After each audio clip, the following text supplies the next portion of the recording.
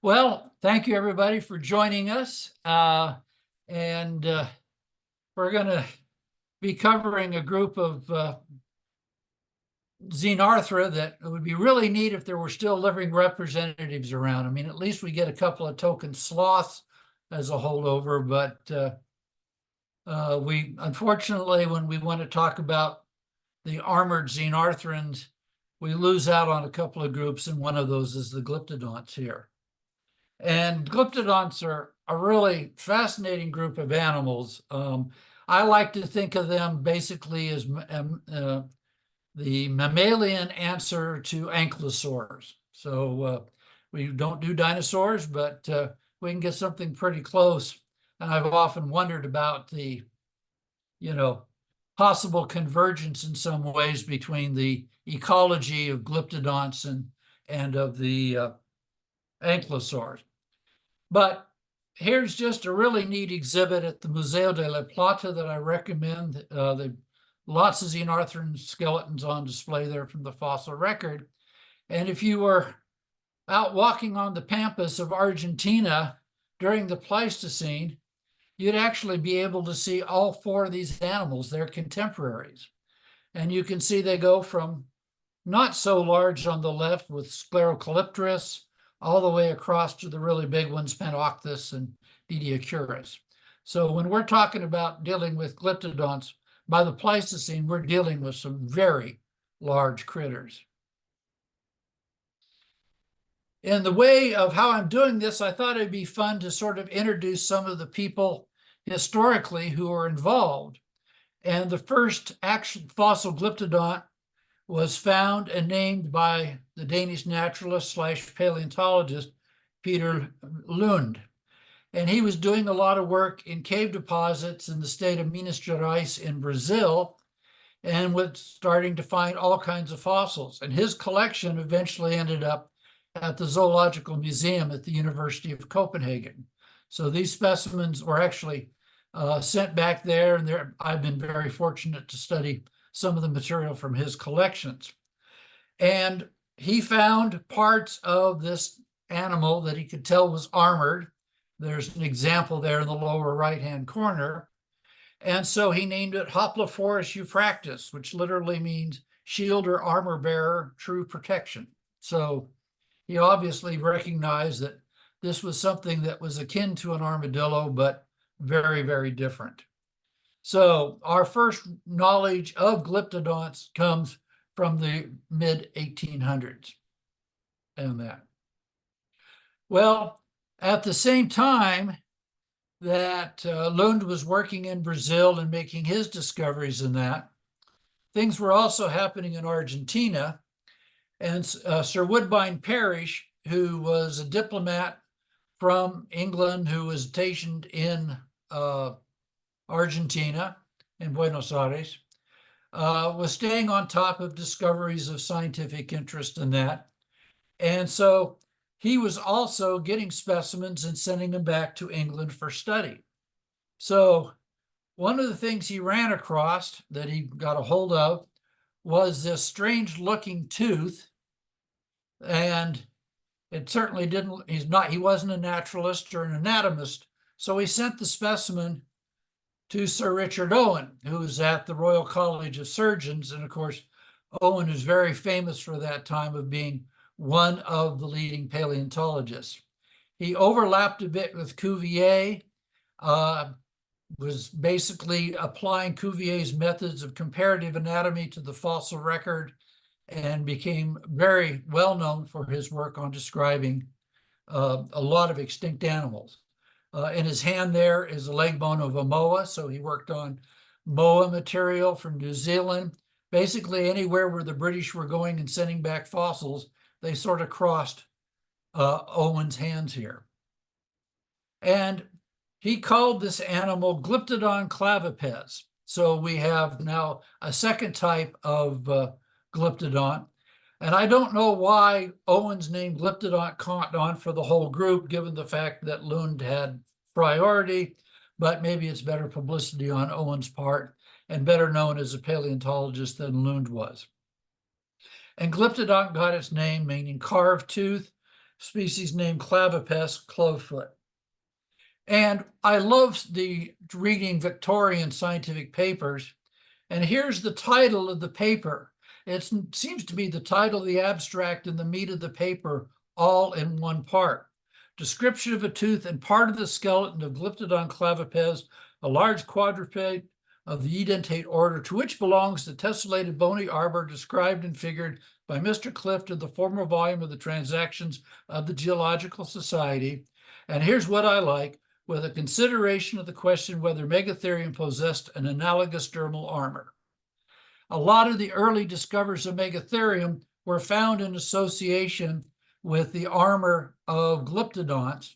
And in the early days, there was a lot of argument about whether or not this giant sloth Megatherium actually had this armor.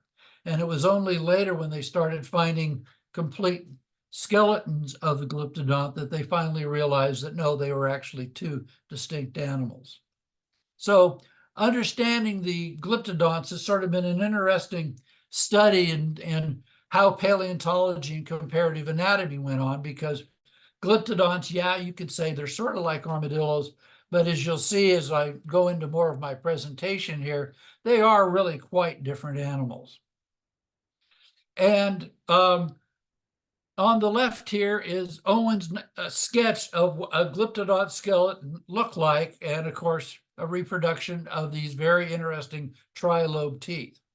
Now, I think we all can agree that Owen may have been a fantastic comparative anatomist and vertebrate paleontologist, but I don't think being an artist was one of his strengths there, as you can see from his reconstruction.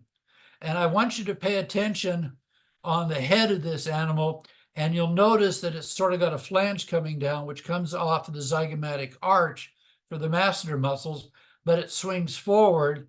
And as we look at skulls of other Glyptodonts, you'll see it's oriented a little bit differently. So there's some interesting things here. As I mentioned, Owen was at the Royal College of Surgeons, and they had a very large collection, not only of modern comparative anatomy, but this is where all the fossil material was going at the time. There was no British Museum of Natural History at the time, and including the fossils collected by Darwin, these all went initially to the Royal College of Surgeons, and after the British Museum was created, a lot of this fossil material was transferred to that institution. And you can see from this engraving from the time in their main display hall, on the left is a ground sloth skeleton, and on the right you can see part of the carapace of a Glyptodont. So these materials were coming in not only from Darwin's collections and Parrish's collections, but material was coming in from anybody who was working in South America as scientific, agricultural, commercial reasons. They were making donations that came to the Royal College of Surgeons. And that. And of course, I had already mentioned that Darwin was collecting material while aboard the voyage of the Beetle. And I think it's pretty neat because we can see Darwin specimens at the British Museum that he collected different spots. But he was already aware of Glyptodonts while he was aboard the Beagle, at least in a peripheral way. Once again, he was there in the earlier 1830s, and a lot of his descriptions of what he referred to as the Glyptodonts and that actually came after, when he published his record of the voyage of the Beagle. But you can see that he put it together and recalled actually excavating remains, like this first quote, in his astonishment that he dug out a gigantic piece of armor that was like an armadillo's, but Glyptodonts hadn't been formally described yet until afterwards. And of course, he found this osseous armor of his gigantic armadillo-like animal, and when the earth was removed, it was like a giant cauldron. So it starts giving you an idea of the size of these animals.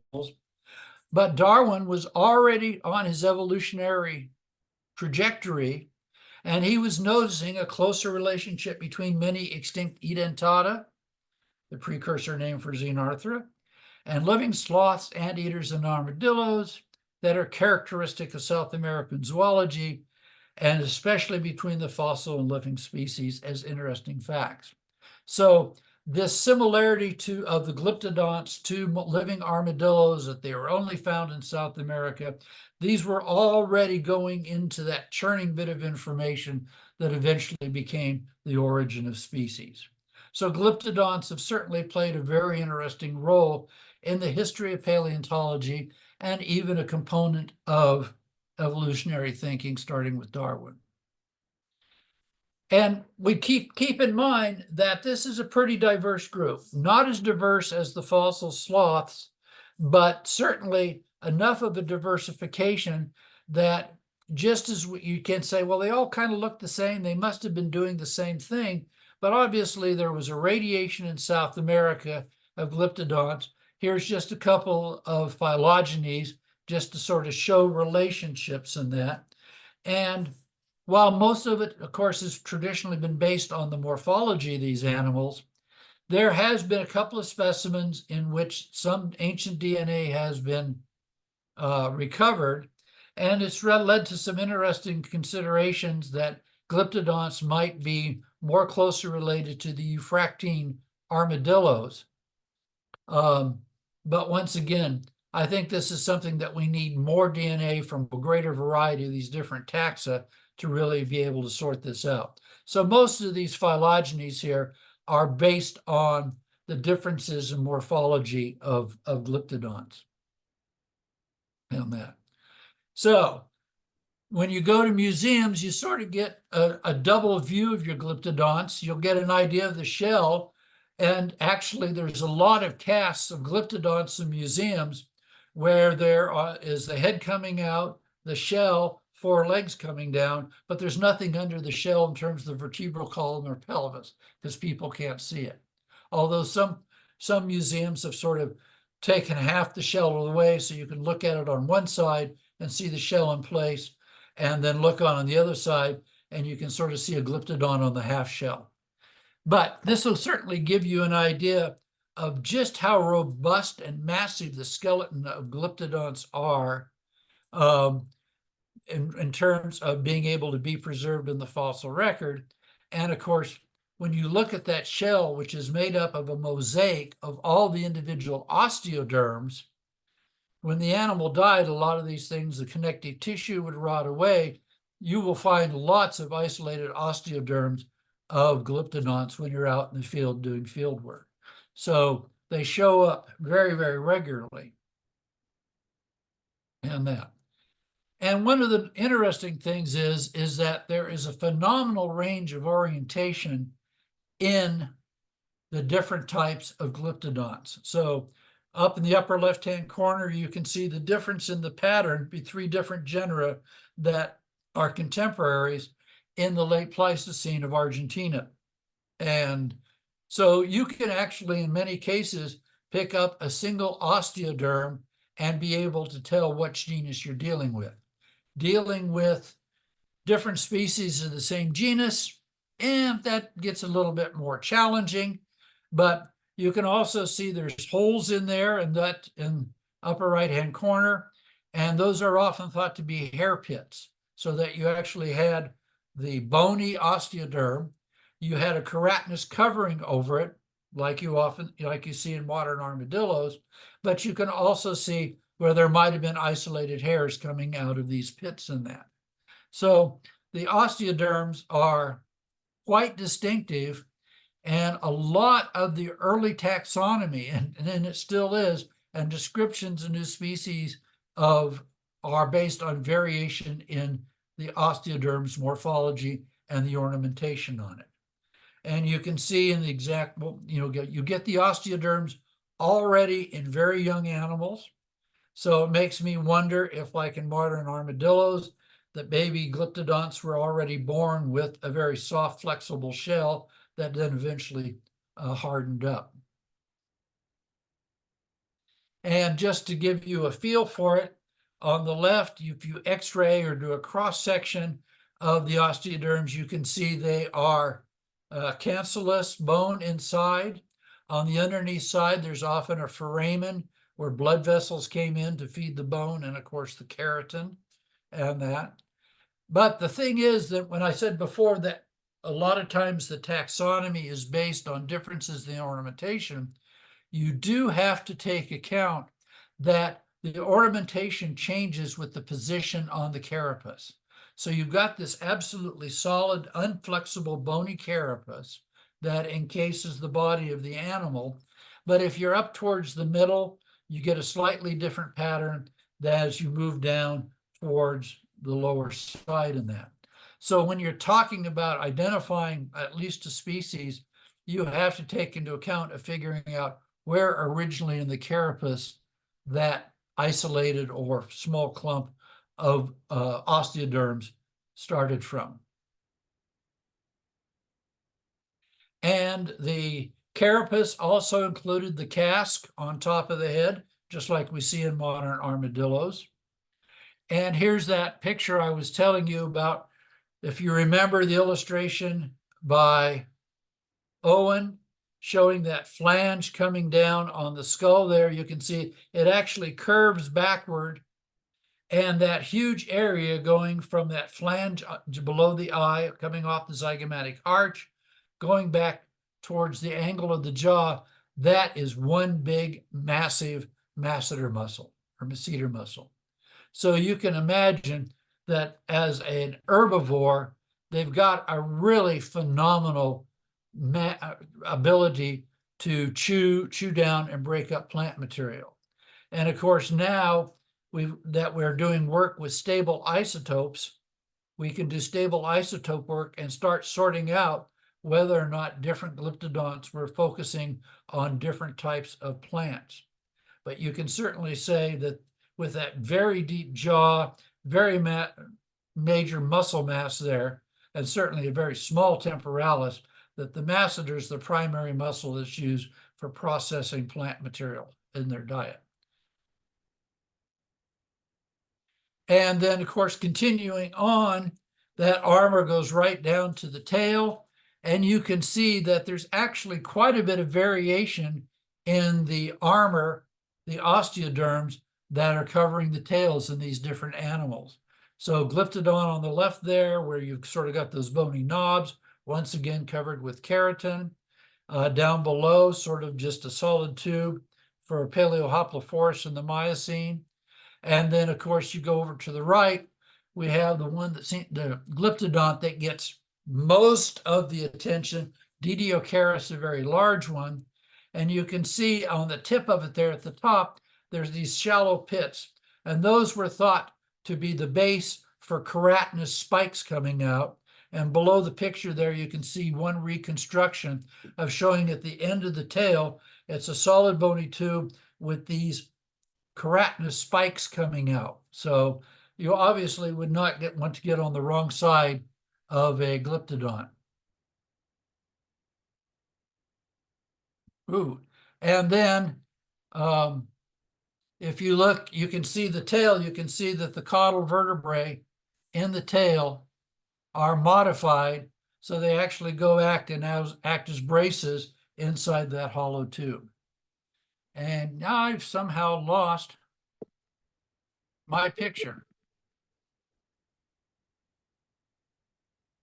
Hi, everyone. And now a brief word from our sponsor, the Specialist Group. My name is Kenny Coogan. I'm the Education Coordinator for the IUCN, Species Survival Commission, Anteater Sloth and Armadillo Specialist Group. Greg is doing a wonderful presentation. Our specialist group has a website. It's xenarthrans.org. We are active on Instagram and Facebook and YouTube. On YouTube, you can access all of our past webinars as well as some animated videos that we created. If you have photos of xenarthrans, please share them with me so I can post them on our social media. If you go to our website, xenarthrans.org, you will see that we have species accounts for each of the different taxonomic groups. And we are the only scientific journal dedicated to the conservation of xenarthrans. The new name of our journal is called Xenarthra, and we will publish when you are ready. So we have like a floating deadline. You can go to our website to learn more if you are a scientist and or a caretaker of xenarthrans. We publish husbandry, conservation, lots of different things. Also, you can go back and visit our past articles. On the website, though, when you click on those animals, you'll see that we have descriptions and habitat and ecology and different facts, and this is really for adults.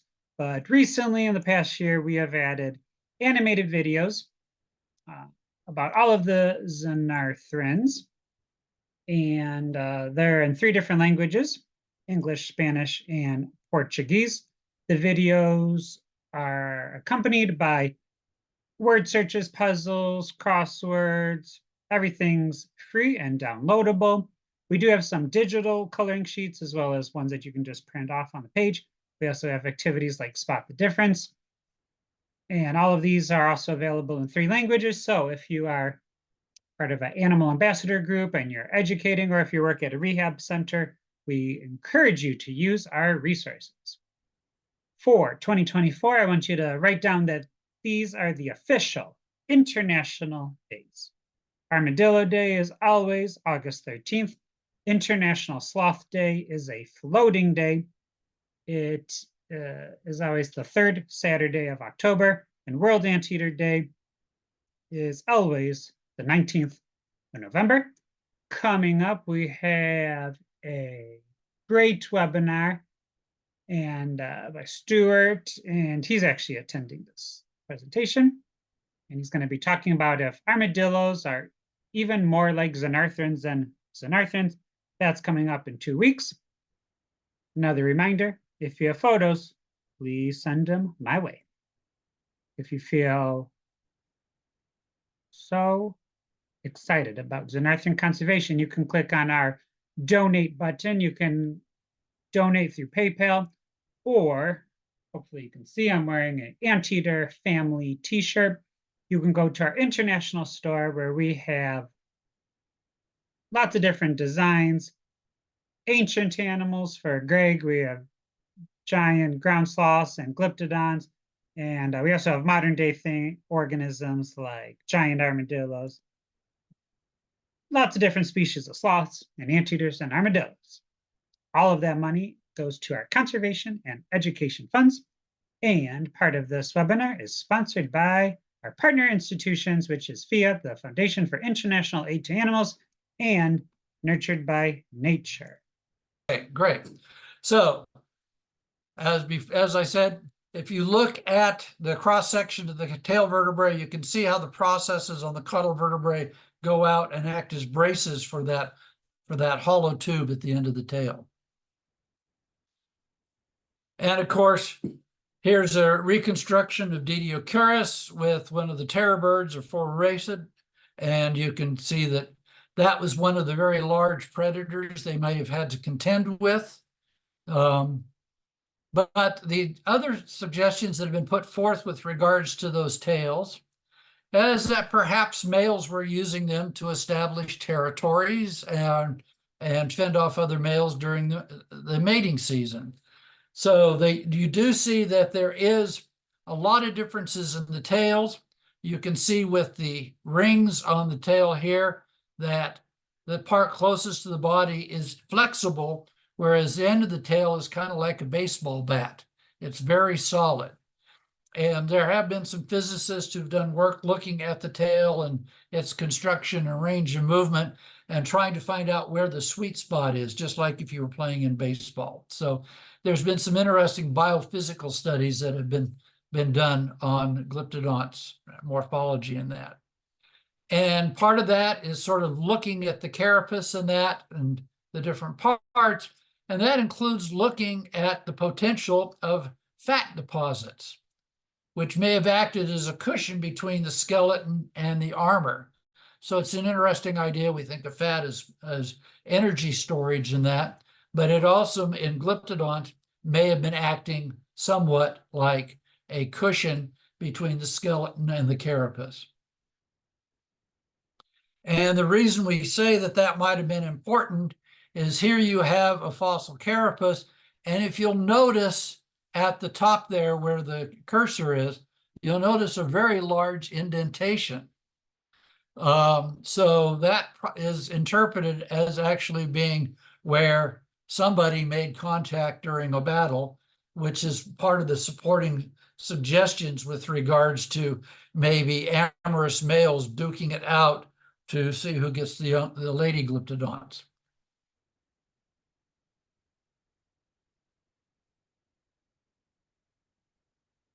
Just to give you an idea of the variety of the skulls, there's certainly a very consistent morphology with where the eye is positioned on the skull. That flange, very characteristic for the master muscle that I mentioned before. If you look at the earliest Glyptodonts here, and that's not the best picture, that flange is not developed as well developed, and the size of the angle, your process, is not as well developed. So we do see a structural change in the skull becoming more and more adapted for presumably feeding on very coarse vegetation and grinding it down. The other thing that's very interesting in some of the Glyptodonts is you'll see this very large inflation in the nasal cavity. And that's been suggested that these animals may have been living, since they're often in the open country in the pampas, there might have been a lot of dust blowing around. And so it's been suggested that some of these may have actually had very enlarged, inflated nasal areas to increase the surface area with the tissues that would have caught dust, and of course may have served as not only as a filter, but of course, if during colder periods of the Ice Age, maybe for increasing warming the air going down into the lungs and that.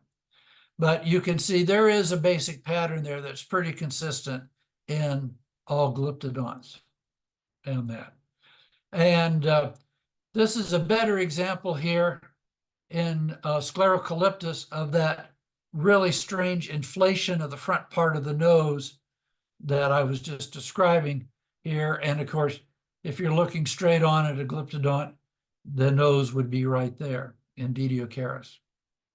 So there's a lot of interesting and different anatomical features in Glyptodonts that you don't see in any of the living armadillos.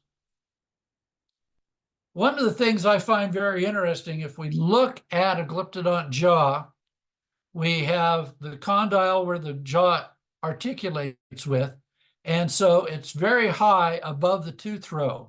And so basically, opening and closing the jaw basically swings the teeth back and forth. If you're looking down onto the teeth there's no incisors, there's no canine, but there's often 9 teeth in the row here. So there's been some duplication of teeth in the molars or premolars. But they all tend to be trilobed as a general rule. And of course, there is a spout here suggesting that maybe they may have had somewhat of a prehensile tongue sitting down there. But what this reminds me of, if you think of teeth like this grinding back and forth against the upper dentition, it reminds me of an elephant. Once again, you've got the very high condyle above the tooth row, that when an elephant's chewing, its jaw is swinging forward and backward. And if you look at elephant teeth, they've got all these ridges and cross plates that sort of functionally remind me of a Glyptodont. So I often think of the chewing mechanism, Glyptodonts, and in elephants as being functionally analogous. The only difference, of course, is as we see here in the elephants, they're losing a continuous set of teeth through life. As the front one's worn down, the other one is. Glyptodonts, however, have an open-rooted tooth system and are ever-glowing. And just like all xenarthrans, there are no enamel covering. So this makes for some very interesting things. Here's just another example of a primitive Miocene Glyptodont. It's got the flange, but not as well developed. but the basic structure is there. When we go on to the vertebral column, this is where Glyptodonts get really, really interesting. Just like armadillos, there's a fusion of the second neck vertebrae, the axis, with some of the other cervicals, so it forms a solid structure. So that is certainly a characteristic that unites armadillos, Glyptodonts, and pamphotheres together. And then just behind the neck, there's what's called a trivertebral. It's three bones fused together. And then once you get past that, all of the vertebrae are fused into a solid bony tube. They are not distinct individual movable vertebrae. So here you have this animal with a solid carapace that's not trying to be flexible at all. And in order to support it, all those vertebrae running all the way back into the sacrum are fused into a solid tube, but there's still a carapace where the nerves would come out. That would mark each vertebrae between each of those holes there. So very different, very distinctive morphology in these animals. If we look at the limb bones, of course, you can imagine if you've got a solid bony carapace you're carrying around, you're going to need very strong limbs in order to support that weight. And so here we can see the femur of it and a very large third trochanter. And I'm going to come back to that a moment in another picture. Like armadillos, the tibia and the fibula are fused together into a solid structure there.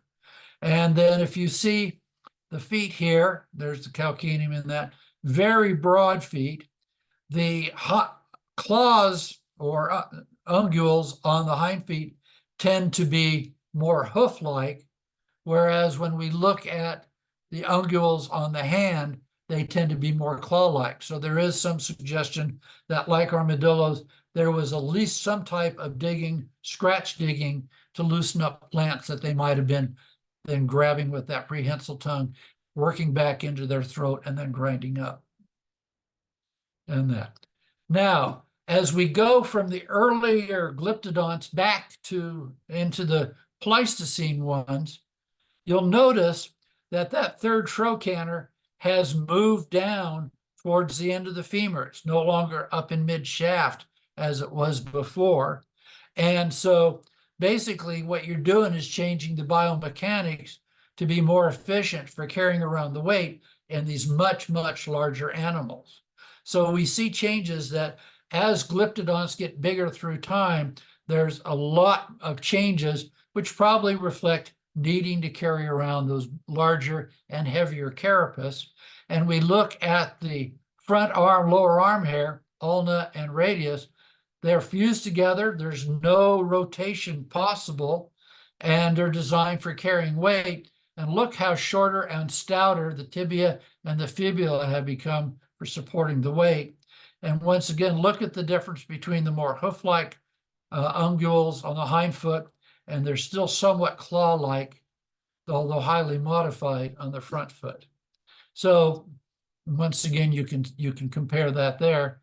So you see the increase in size through time seems to be driving a lot of the evolutionary skeletal modifications that we see in these animals. And that. Before I was talking about the dentition, and we do have some baby Glyptodonts. Of course, the skulls aren't fused, so it's a little hard to figure out what you got there. But this is, even in a baby Glyptodont, they've already got the bony flange. The eye would be up here. So this is the jugal, same bone as this there, infraorbital foramen, and that's it up there. And when you look at the baby Glyptodonts, the teeth are conical. It's the same thing we see in baby sloths. And so you basically have, once again, no deciduous teeth. They've got one set of permanent teeth with an open pulp cavity. And as they grow and get larger, you can see in the sequence here, they go from being conical to more parallel-sided. And they're constantly chewing them and wearing these down with this osteodentine in the teeth. And that's being compensated by the open root system. So one of those typical characteristics that we see in the Xenarthra, no enamel, open-rooted, ever-growing teeth, and that shows up in the Glyptodonts just like we see in the sloths. And of course, as I mentioned earlier, the youngsters appear to have been born with their armor, and there is growth through time. So you can see changes in the pattern of the ornamentation as you go from juveniles to the adults, where the ornamentation becomes much more complex with these sort of petals going around what they call the central rosette, where here you've got the rosette, but you haven't developed this sort of marginal petals yet.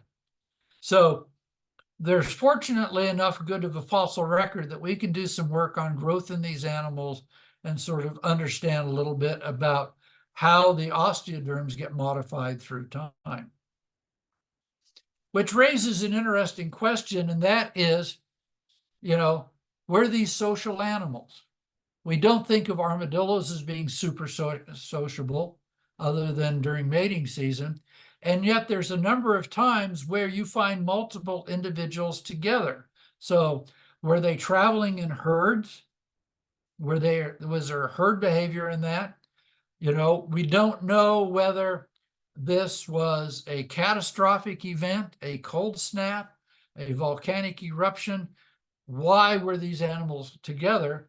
But the fact that they're in such close proximity, if there was a windstorm and blowing all that dust on the pampas, were they huddling together for protection against that? It's a lot of interesting speculation, something that needs to be worked out. And of course, fossil behavior is a little hard to infer, but it makes for some interesting thinking about what we can say about the ecology and natural history of these animals. If we look here in the United States, we find that the North American Glyptotherium is pretty much confined to the southern United States. They don't get farther north. Here they are in the late Pliocene. They're primarily Western records. And then through time, we find them shifting down to more to the east and into Florida. Could this reflect a climatic trend where the Western United States is becoming drier and not the type of vegetation they wanted to feed on? And right now, the northernmost record in the middle Pleistocene is a record in Oklahoma. If we get over to the late Pleistocene, we find them in Texas. Notice right along the low flatlands of the Gulf Coast and over into Florida, down into Mexico. We thought they were gone from the west, but farther south, we find one record in a locality called Tarapa in Mexico. And then, of course, they continue down through Central America and that. Now, this is just the North American genus and that, Glyptotherium. And what's very interesting is Glyptotherium and Glyptodon are very closely related. They're probably sister taxa, and it's been suggested that maybe Glyptotherium came out of a Glyptodon that moved north following the connection of the Isthmus of Panama with the Great American Biotic Interchange. And here we have the North American record, once again, in the late Pleistocene. You can see it's primarily in the southeast. They don't go very far north. They're probably not digging burrows like armadillos. They have no shelter. So they're kind of like the giant tortoises that are exposed and sensitive to cold snaps and that. What's interesting is we do see specimens that have been identified as Glyptotherium all the way down into Brazil. And Glyptodon, which is primarily to the south, there has been identified up in Venezuela and in Panama on that. So it's been suggested that you had an ancestral form that came north, evolved from Glyptodon into Glyptotherium, and then as it expanded, you sort of had it backwashing into South America. And so you sort of have adjacent contact but not really what we would think of as an overlap in their ranges. So maybe that evolutionary history in North America gave Glyptodon just enough of a different ecological adaptation that it was utilizing slightly different habitat and not competing with Glyptodon.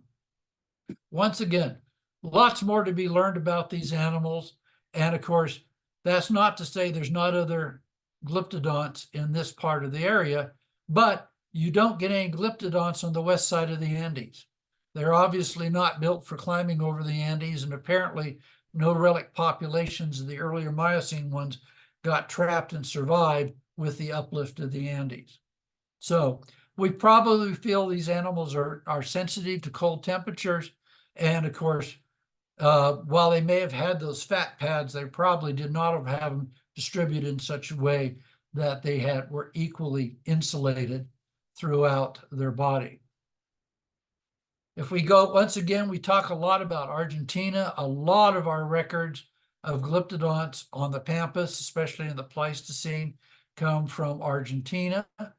And so we do recognize that different types of Glyptodonts are living in different parts of South America. So they are, once again, they all look very similar, but we definitely see that they're in different habitats with different taxa and probably adapted to feeding in different vegetation. Changing their distribution in response to climatic change that is either directly affecting them if it's getting too cold, or is changing with changes in precipitation, changing the type of plants that are present in an area that would have been their main food sources. And there's been studies done on this for a number of Neoscleropterus, Panochnus, Didiocaris, and Glyptodon. And basically by looking at climate changes from the last glacial maximum, the last interglacial, and into the Holocene, we can kind of do some predictions of where they should be or where they shouldn't be. And so this is part of ongoing work. Ask that $64 question: why did they become extinct? What was it that they, along with the sloths, giant sloths, disappeared? And we're talking about different areas in South America where they differ. This chart on the right kind of shows you that certain Glyptodonts always seem to show up with certain sloths. So they were sort of sharing habitat, but obviously not necessarily in competition and food sources. And that also includes the Pampathirs. So we've got the Glyptodonts, we've got the Pampathirs, which are truly the giant armadillos, another extinct group, and then we have the sloths. So we can start looking at communities and the relationships of these different xenarthrans. And then, of course, we can expand this to, are they associated with other unique South American animals like the Glyptodonts, like the notoungulates, like the lidopterns, like Macrauchenia, and start looking at the community structure that was shared by these animals. So we still have a lot to learn about the paleoecology of Glyptodonts, but looking at distributional patterns, tying it in with climatic change through time, tying it in with the associated fauna, it all gives us a better understanding of the differences in localized biodiversity throughout South America, and those that contain Glyptodonts, those that don't, and other taxa.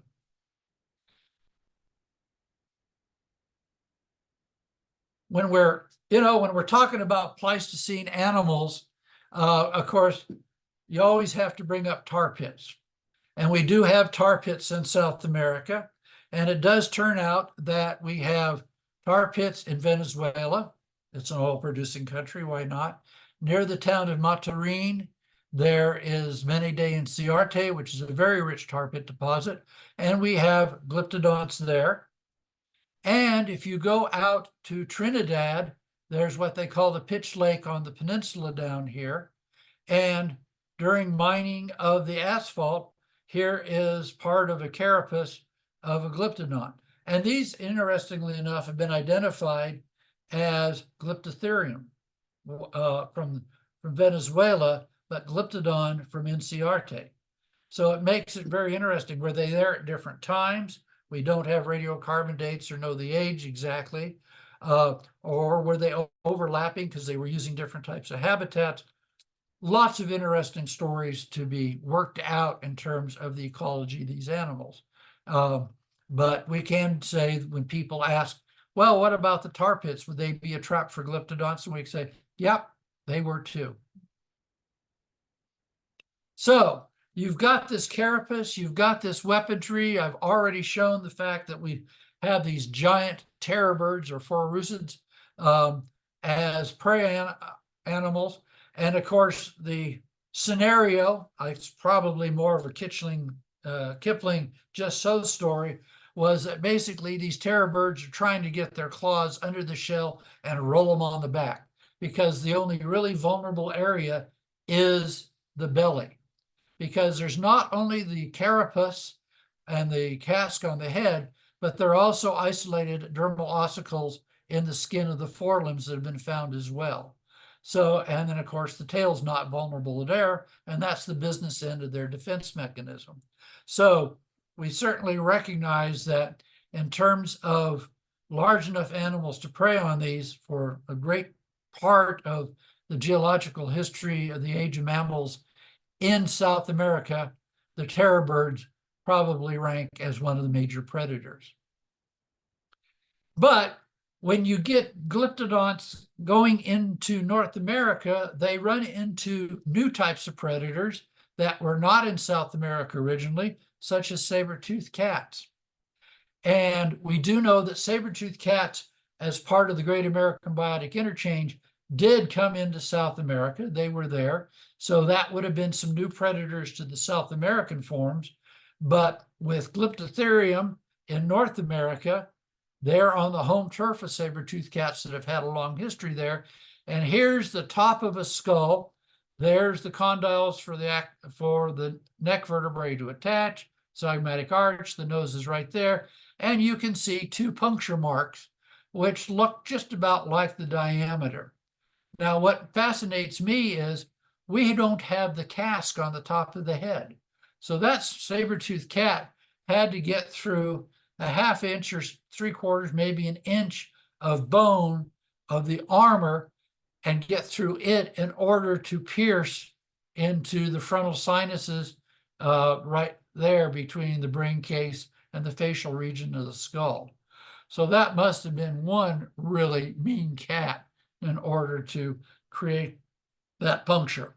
So what's interesting is that you have a really major change in South America with the extinction of the terror birds, the introduction of mammalian predators like saber-toothed cats, short-faced bears, that could have preyed on these animals.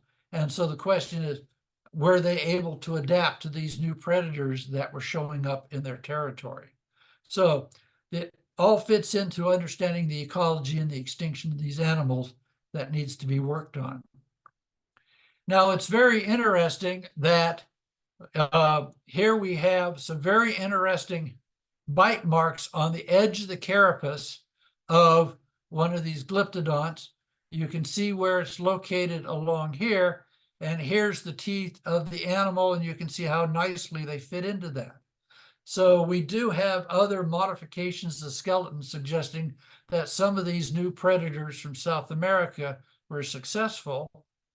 And basically, what these are giant relatives of raccoons that made it into South America. But in this case, we think maybe they were just scavenging carcasses. So the glyptodont died from some other reason, and then these scavengers came along. But obviously, they had a pretty good bite if they could chomp through while they're pulling away the meat from the bones and leave those tooth marks in that. So once again, this is part of a changing ecology as a result of the Great American Biotic Interchange. But of course, when we're talking extinction, you have to also think about the human presence. And there's certainly been a lot of suggestions of glyptodonts being hunted by people. And of course, there is another skull here that's modified that suggests that the animal was hit on the head with a rock or something like that to kill it.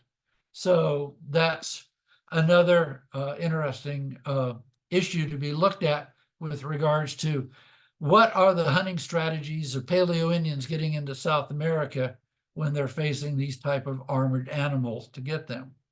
Now, the other thing to keep in mind with these guys is that we have found in the pampas of Argentina human skeletons covered by Glyptodont carapaces.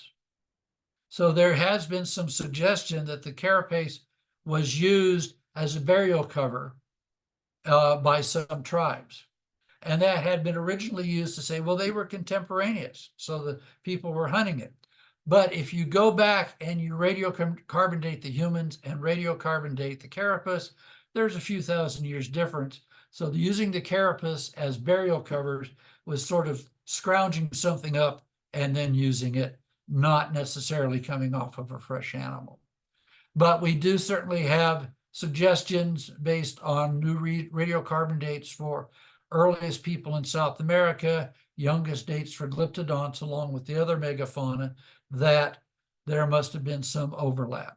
So we can't rule out considering humans as a factor with the extinction of Glyptodonts, but we also recognize based on other studies that there are shifts in distribution, presumably in response to climatic change, whether it's precipitation patterns or temperature.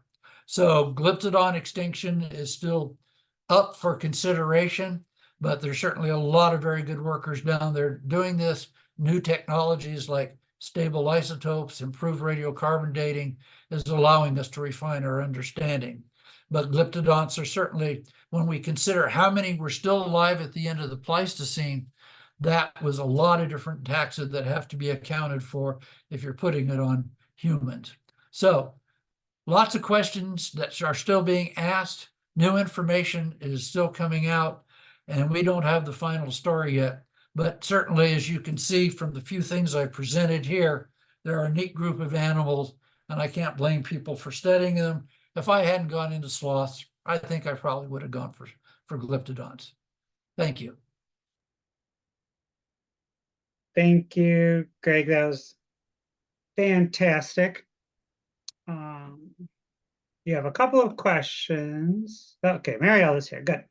All right, so we had some questions, but then they were retracted as your presentation progressed because you answered them. But we have open-ended questions regarding ecology, natural history, and extinction, especially when you're talking about those 4 fossils found together.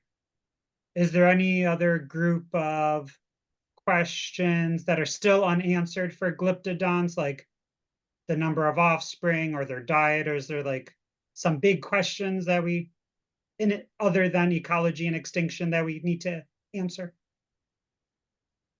Well, I think I personally kind of think we're looking at one offspring. We don't have that many juveniles. I have that part of that one I showed you, so we can sort of work out the ratio of body size. But I think it's probably reasonable to assume in the larger ones that they had one offspring. Now, it's possible as we go back into the Miocene and the earlier and the smaller ones, maybe they had more than one, but we have not yet found that magical pregnant female with the fetus inside yet. And we recognize that even in modern armadillos, while everybody likes to talk about Tabaxipus novincinctus and their 4 quads all the time, as Mariella will be very quick to point out, that's not true for all armadillos. And I don't, Mariella, are there many armadillos in South America that share burrows or are a little bit more sociable? We don't think of them as being that way with Dasypus. There are a couple of species, 6-banded armadillos and hairy armadillos that may share burrows. They're a little bit more social than others, but it's not really a very common thing. I mean, you would obviously find a female and its offspring together, but Other than that, yeah, I think it's basically limited to Euphrates and Cataphractus villosus. Yeah, I just, I mean, I obviously work with sloths, and certainly modern sloths are not very social except during the mating season, and then the male's gone, and the only real social interaction is the female with the young until they're old enough to go off on their own. So I, which makes it very interesting to wonder what was going on when you do find lots of Glyptodonts in a very small contained space. So questions. Are there any terror bird marks on fossils? I don't know, but that may be more my ignorance of the literature than anything else. So that would just be a matter of having to go in to see if anybody's looked at marks and made the interpretation that these might be by terror birds. If you think about it, when you're looking at, say, eagles tearing meat, they're generally just going for meat. They don't tend to go for bone. So I can sit there and say, terror bird putting its, legs down, holding like a limb bone in place, reaching down with that hook beak and just sort of tearing away strips of meat from the bone. So I'm not sure that the way they would be feeding would necessarily, I don't see them like owls where they're swallowing something whole and then regurgitate. That would be really neat to find, would be a terror bird regurgitation pellet. But I don't think we have that in the fossil record yet. Does the study of paleontology or mammalogy, for that matter, have enough students? Are young people going into this field? Yes, and of course the challenge is, well, let me put it this way. When I started as a graduate student and was working on sloths, I kind of felt like the Maytag washer repairman. There were not that many people doing it. And it's been very exciting just in my career to see the increase of the number of people in South America and in North America who have shown an interest working with xenarthrans, whether it's sloths or armadillos or glyptodonts or pamphotheres or that. So there certainly has been a phenomenal increase, and that carries over not only from xenarthrans, but other mammals as well. So there's been a huge increase. The problem is the job market has not kept up with this. And so, teaching at universities or working at museums, which of course are really prime. And in my own career, I worked as a paleontologist for the National Park Service at first at a national park, and then ended up moving up administratively, and then finished my career as a regional paleontologist for the Bureau of Land Management. So my career was not the traditional academic route in terms of being at a museum or a university. But I was doing paleo, it just wasn't straight academics. But I did manage, to get a few papers out over the years, so some people think I know what I'm talking about. So you can't fool some of the people all of the time. But there's a lot of great young people coming out who are much more knowledgeable about new technology. Like I say, doing the stable isotope work, new computer programs to model climatic change and distribution. I mean, stuff to me that was science fiction. To me, my technical expertise is measuring bones with digital calipers. That's about as technical as I get. So I like to team up with the new generation who are smarter than I am. And it makes people think I know what I'm doing. All right, great. We got at least one more question for you. And this is from Stuart, who's presenting for our specialist group in 13 short days from now. Am I correct in understanding that their jaw movement is essentially backwards and forwards and not sideways mastication as in ruminants? The implication of the jaw structure is a diet that is very hard but nutritious and plentiful. Is there any direct evidence of diet or stomach anatomy? We don't have any information on soft tissue like stomach anatomy. I'm assuming that using armadillos as the closest living relative, it's basically, as I understand it, armadillos have a fairly rugose, muscular stomach. And Mariella can quickly correct me if this is off the wrong track there. But the thing also to keep in mind with xenarthrans is they do not have a cecum or the equivalent of an appendix. So they're foregut digesters. They don't do anything in the hindgut.